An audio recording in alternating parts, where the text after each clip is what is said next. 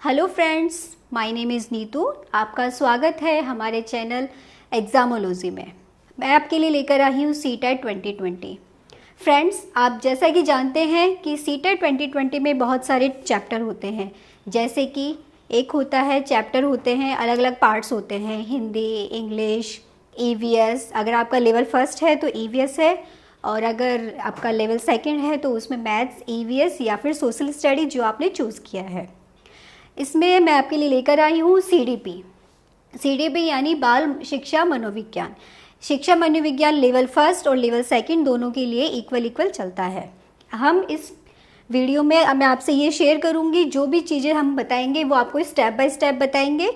Chapter 1 से start करूँगी, जो आपके लिए आसान भी रहेगा और इस तरीके से आपको ये पढ़ने में कोई परेशानी नहीं होगी। तो ठीक है, चलिए आज हमारा पहला टॉपिक है, ये लेक्चर वीडियो है। मेरा पहला टॉपिक है विकास की अवधारणा एवं इसका अधिगम से संबंध, concept of development and it's relation with learning. अब जैसा कि आप जानते हैं, पहला लेटर है विकास।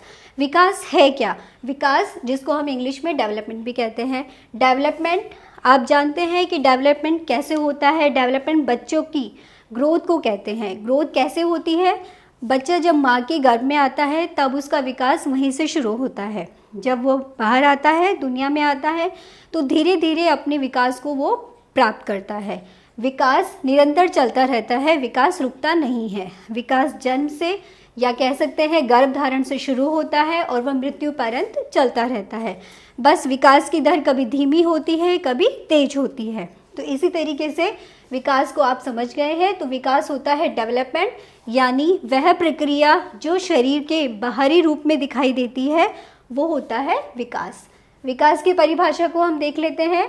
बालक में क्रमबद्ध रूप से होने वाले सुसंगत परिवर्तन की क्रमिक श्रृंखला को विकास कहते हैं। अब बालक में क्रमबद्ध रूप से क्या होता है? क्रमबद्ध होगा, बालक में जो भी विकास होगा, जो भी परिवर्तन होंगे, वो स्टेप बाय स्टेप होंगे। बच्चा, ये तो नहीं है कि बच्चा पैदा होते ही 5 साल का हो जाएगा, ये भी पॉसिबल नहीं है।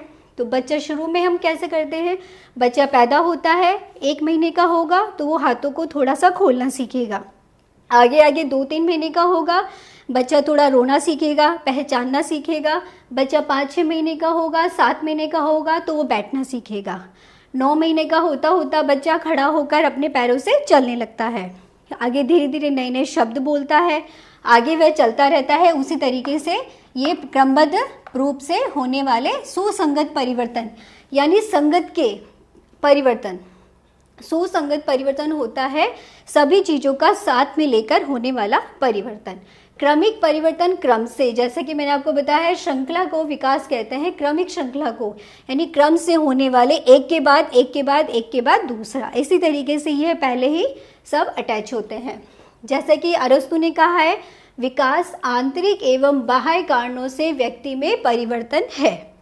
अब आप ये देख सकते हैं कि अरस्तु ने बोला है विकास आंतरिक एवं बाह्य कारणों से। कारण कौन कौन से होते हैं? कारण कोई से भी हो सकते हैं, वंशानुगत हो सकते हैं, वातावरण हो सकता है, या हमारे माता पिता द्वारा चीज़ें जो हमें मिलती हैं उनके द्वारा भी हो सकता है।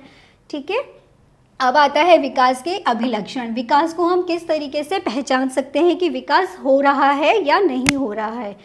तो विकास का पहला है सरल से जटिल। जैसे कोई भी छोटा बच्चा होगा तो उसे हम सबसे पहले सरल सरल चीज़ें सीखने को मिलती हैं, जैसे कि वह चलेगा, धीरे धीरे खड़ा होगा, फिर दौड़ेगा। तो सरल से जटिल, जटिल प्रक्रिया हो गई दौड़ना। तो यहाँ पर बच्चा चलता चलता पहले चलता है, पहले रेंगेगा, फिर धीरे धीरे चलेगा, क्राउलिंग जिसको बोलते हैं, फिर आगे वह दौड़ता है। तो ये होता है सरल से जटिल। इसी तरीके से सामान्य से विशिष्ट भी होता है। फिर आता है विकास बहुआयामी। अब विकास बहुआयामी का मतलब क्या है? यहाँ पर इस शब्द से मतलब है कि विकास एक ही दिशा में न होकर चारों दिशाओं में विकास होता है, यानी विकास एक ही शरीर के एक ही भाग में नहीं होता है, विकास सभी तरफ से बढ़ेगा। जैसे विकास अगर हाथ बढ़ेंगे तो पैर भी बढ़ेगा, इसी तरीके से विकास बहुआयामी हो गया। फिर आता है विकास लचीला होता है। लचीले से क्या मतलब है? लचीला होता है जैसे मान लीजिए कोई भी कार्य है, अगर वो हम कार्य करते हैं तो उस कार्य को करते समय अगर उसकी विकास की दर पहले कम है तो ये ज़रूरी नहीं है कि वह दोबारा उस काम को करेगा कि तो विकास की दर कम होगी, विकास की दर भी बढ़ेगी। तो इसी तरीके से कह सकते हैं कि विकास लचीला होता है। विकासात्मक परिवर्तन मात्रात्मक हो सकते हैं। विकास के जो भी परिवर्तन होते हैं विकास के दौरान, तो उनको मात्रात्मक यानी हम मात्रा यानी नाप सकते हैं। फिर अगला है किशोरावस्था के समय शरीर के साथ संवेगात्मक, सामाजिक, संज्ञानात्मक परिवर्तन व क्रियात्मकता में तेजी से परिवर्तन होता है। जैसा कि आप जानते हैं कि किशोरावस्था को संघर्ष और तूफान की अवस्था भी कहा जाता है, क्योंकि इस समय किशोर में, बालक में जो परिवर्तन होते हैं उसके शरीर के साथ साथ संवेगों में, समाज के साथ संज्ञानात्मक परिवर्तन। संवेग में आप जानते हैं उनके घृणा, क्रोध, प्रेम, इन चीज़ों में उनका ध्यान ज़्यादा अट्रैक्ट होने लग जाता है। समाज, तो समाज जैसे जैसे बच्चा किशोरावस्था में जाएगा तो समाज के लोग की पूरी नज़र उन बच्चों पर ही ज़्यादा जाती है, क्योंकि वो धीरे धीरे बड़े होते हैं तो समाज उनकी तरफ ज़्यादा ध्यान देता है। संज्ञानात्मक, उनके जो संवेग होते हैं वो धीरे जल्दी परिवर्तन होते हैं। फिर आता है क्रियात्मक, उनमें कार्य करने की क्षमता एकदम से बढ़ जाती है। कार्य करने की क्षमता में तीव्रता से परिवर्तन होता है। तो ये फ्रेंड्स, ये आपको मुझे ऐसा लगता है कि आपको ये चीज़ें अच्छे से समझ में आ गई होगी। इसके बाद हम चलते हैं विकास के आयाम यानी विकास के रूप। अब विकास के रूप कौन कौन से होते हैं ये देखिए। विकास का रूप पहला होता है शारीरिक। तो विकास का सबसे पहला शारीरिक परिवर्तन होता है धीरे धीरे होने वाले, शरीर में होने वाले परिवर्तन। अब शारीरिक तो आप समझते हैं, जैसे शरीर का, हाथ पैरों का बढ़ना, ऊंचाई, भार में वृद्धि, ये सब शारीरिक परिवर्तन होते हैं। तो शारीरिक परिवर्तन भी धीरे धीरे होते हैं, चलते हैं, आगे बढ़ते हैं। उसके बाद में ऊंचाई, शारीरिक अनुपात में वृद्धि आदि परिवर्तन, ये सभी शारीरिक परिवर्तन, शारीरिक विकास के अंतर्गत आते हैं। फिर आता है मानसिक। अब मानसिक परिवर्तन में क्या होगा? उन मानसिक क्षमताओं व योग्यताओं का विकास जिससे जो बालक होता है वो विभिन्न प्रकार की समस्याओं को समझता है, उनको सुलझाने का प्रयास करता है और उनकी शक्तियाँ समझने का प्रयोग करने में अपनी मानसिक शक्तियों का प्रयोग करता है। अब इसमें कौन कौन सी होती हैं? जैसे कोई भी गणित का या विज्ञान का सवाल होता है, उसको हल करने के लिए उसको अपनी मानसिक शक्ति का प्रयोग करना होता है। फिर आता है सांवेगिक विकास। सांवेगिक विकास में संवेग आते हैं। संवेग कई प्रकार के होते हैं, जैसे भय, क्रोध, प्रेम, घृणा, ये सभी हमारे संवेग होते हैं।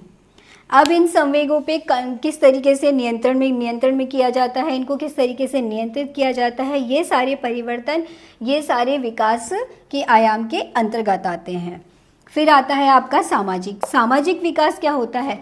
सामाजिक विकास वो होता है कि हम समाज में रहकर किस तरीके से समाज के विभिन्न पहलुओं को अपने नज़रिए से सीखते हैं, उनको देखते हैं और आगे बढ़ते हैं। फ्रेंड्स, इसके बाद हम चलते हैं विकास का अधिगम से संबंध। फ्रेंड्स, अब आगे देखिए वृद्धि व विकास में अंतर। वृद्धि और विकास मैंने आपको भी समझाया था, और अब है वृद्धि। वृद्धि शारीरिक परिवर्तनों को दर्शाती है। इनमें दोनों में अंतर देख लीजिए। पहला होता है वृद्धि शारीरिक परिवर्तनों को दर्शाती है। वृद्धि शरीर के बाहरी परिवर्तन को कहते हैं। जैसे जैसे बच्चे में वृद्धि होगी तो वो हमें प्रत्यक्ष रूप से दिखाई देगी, जबकि विकास हमें अप्रत्यक्ष रूप से दिखाई भी देता है और नहीं भी दिखाई देता है।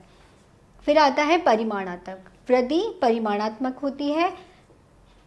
वृद्धि विकास का एक हिस्सा है। वृद्धि बहुत छोटा रूप है, विकास का एक छोटा सा हिस्सा है। वृद्धि वयस्क अवस्था आने पर रुक जाती है। अब यहाँ पर आप देख रहे हैं कि वृद्धि वयस्क अवस्था पर आने पर रुक जाती है, यानी वृद्धि एक सीमित मात्रा में ही होती है, वृद्धि आगे नहीं बढ़ती है। वृद्धि सिर्फ वयस्क अवस्था तक ही रहती है, उसके बाद उसकी वृद्धि रुक जाती है, यानी शारीरिक वृद्धि रुक जाती है। शरीर में जो भी परिवर्तन होते हैं वो वयस्क अवस्था तक आने तक ही रहते हैं, उसके बाद उन पर लगाम रुक जाती है, यानी वो रुक जाते हैं। वहीं देखिए विकास होता है मानव व्यक्तित्व के संपूर्ण परिवर्तन को दर्शाती है। यहाँ हमने देखा कि शारीरिक परिवर्तन को दर्शाती है और विकास में मानव व्यक्तित्व के संपूर्ण परिवर्तन को, चाहे वो परिवर्तन उसके व्यक्तित्व से संबंधित हो, चाहे वो उसके शरीर से संबंधित हो, चाहे वो मानसिक हो, चाहे वो शारीरिक हो, मानव के जितने भी पहलू होते हैं सभी उन सबको वो विकास दर्शाता है। यहाँ पर वृद्धि परिमाणात्मक होती है और वृद्धि परिमाणात्मक तो होती है और विकास परिमाणात्मक भी होता है, साथ में गुणात्मक भी होता है, यानी उसमें गुणों का भी प्रवेश होता है। फिर आता है वृद्धि विकास का एक हिस्सा है, जबकि विकास एक खुद विस्तृत प्रक्रिया है। विकास की छोटी सी वृद्धि प्रक्रिया में एक छोटा सा पार्ट है। वृद्धि वयस्क अवस्था पर रुक जाती है, जबकि विकास एक जीवन पर्यंत चलने वाली प्रक्रिया है, क्योंकि विकास जीवन पर्यंत चलता रहता है, विकास कभी खत्म नहीं होता है। वहीं देखिए विकास और वृद्धि इन दोनों को प्रभावित करने वाले कारक कौन कौन से होते हैं। सबसे पहले आता है पोषण। पोषण होता है एक संतुलित आहार। संतुलित आहार में जैसे प्रोटीन, विटामिन,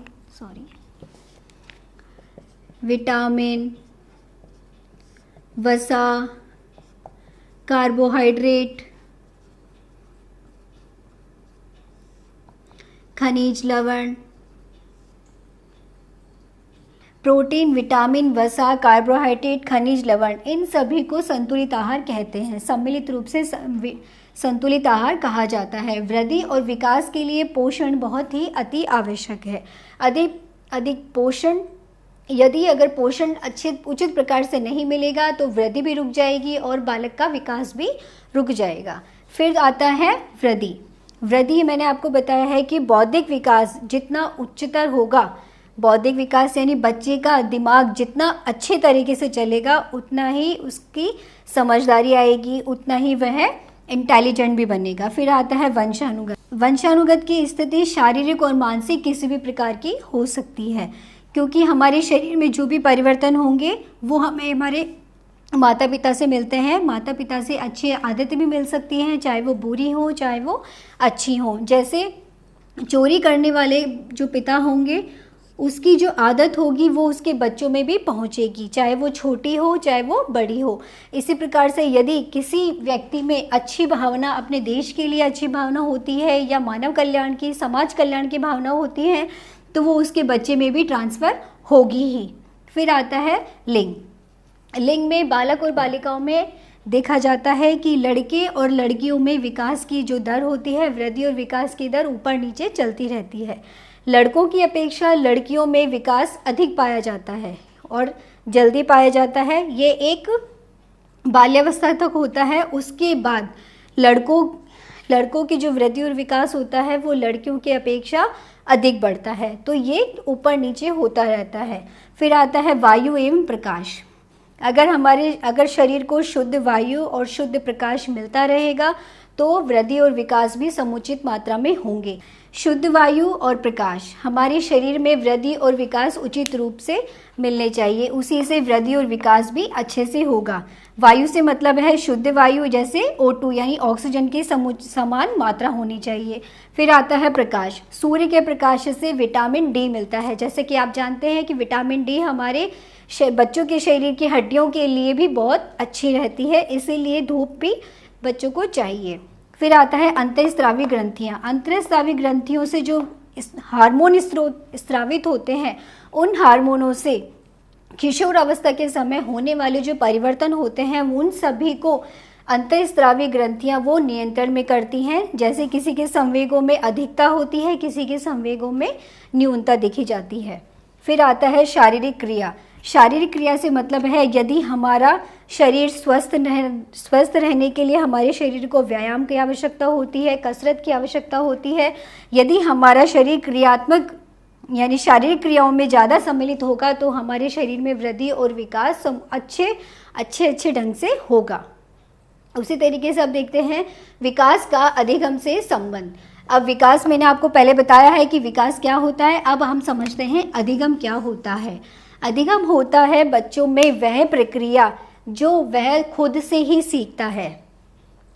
अधिगम भी विकास के साथ जीवन पर्यंत चलने वाली प्रक्रिया है। जिस प्रकार विकास गर्भधारण से शुरू होकर जीवन पर्यंत चलता रहता है, उसी तरीके से अधिगम भी गर्भधारण से शुरू होता है और मृत्यु पर्यंत तक चलता रहता है। अधिगम में वही चीज़ें आती हैं जो हम खुद से करते हैं, हमारे खुद के हाथ पैरों से करते हैं, उसे भी अधिगम कहते हैं, यानी लर्निंग। लर्निंग में कोई भी औपचारिक शिक्षा की आवश्यकता नहीं होती है, यह अनौपचारिक होती है, क्योंकि अधिगम हम खुद से करते हैं। हम कहीं जाते नहीं हैं इसको सीखने के लिए, ना ही किसी कार्य को करने के लिए। हमारे जो छोटे छोटे कार्य होते हैं उनको करने के लिए हम कहीं सीखने के लिए नहीं जाते हैं, हम खुद से ही सीखते हैं। तो ये होता है अधिगम। यदि व्यक्ति का विकास विभिन्न पक्षों में उचित तरीके से होगा तो उनमें अधिगम भी अच्छे से होता है। फिर आता है विकास का अधिगम से संबंध। अगर व्यक्ति बालक का विकास और वृद्धि अच्छे से होंगे तो अधिगम भी वह अच्छे से करेगा। अगर मान लीजिए बालक बीमार रहता है, उसे नींद आती है, सुस्ती रहती है, तो वो क्या अधिगम करेगा? वो अधिगम नहीं कर सकता।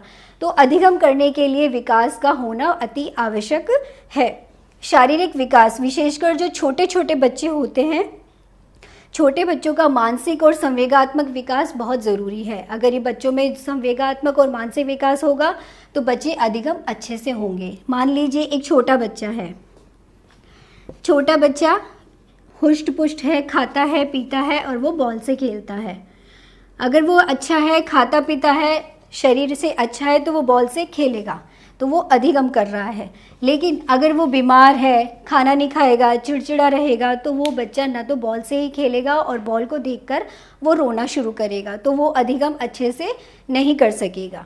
तो विकास वह प्रक्रिया है बालकों के लिए जो बालकों का विकास निरंतर प्रक्रिया है, जिसके साथ बालकों के सभी सिद्धांतों का भी विकास होता है, जो बच्चों को प्राकृतिक दुनिया व सामाजिक दुनिया से जोड़ता है। अब यहाँ पर उन्होंने देखो अच्छे से बता दिया है कि बालकों का विकास निरंतर प्रक्रिया है। निरंतर प्रक्रिया से मतलब है अनवरत, यानी चलने वाली प्रक्रिया है। उसके साथ बच्चों के सारे सिद्धांत, सिद्धांत से मतलब है बच्चा किस तरीके से कार्य को करने वाला है। जैसे एकीकरण का सिद्धांत जो हम आगे आने वाले चैप्टर में पढ़ेंगे, ये सभी सिद्धांतों का भी विकास होता है। बच्चे के अंदर जितने भी सिद्धांत समाहित होते हैं उनका विकास भी निरंतर होता रहता है। जो बच्चों को प्राकृतिक दुनिया से मतलब है हमारे पेड़, हमारा वातावरण, हमारा चारों तरफ की हमारी दुनिया, उनसे जोड़ता है और साथ साथ सामाजिक दुनिया से भी जोड़ता है। यानी हम समाज में जितने भी समाज में रहेंगे, आगे समाज में कैसे बोलना है, कैसे उसे आगे बढ़ना है, कैसे चलना है, अपने विचारों को कैसे सबके सामने रखना है, वो होता है सामाजिक दुनिया। तो ये हमारा टॉपिक है विकास की अवधारणा एवं इसका अधिगम से संबंध। अधिगम से संबंध मैंने आपको समझाया है कि अगर बालक का विकास अच्छे तरीके से होगा तो वो अधिगम भी अच्छे से करेगा। और इसका अगर आप इसका स्क्रीनशॉट लेना चाहते हैं तो स्क्रीनशॉट ले सकते हैं, और अगर आप लिखना चाहते हैं तो वीडियो को पॉज करके इसे लिख लीजिए। Thanks for watching.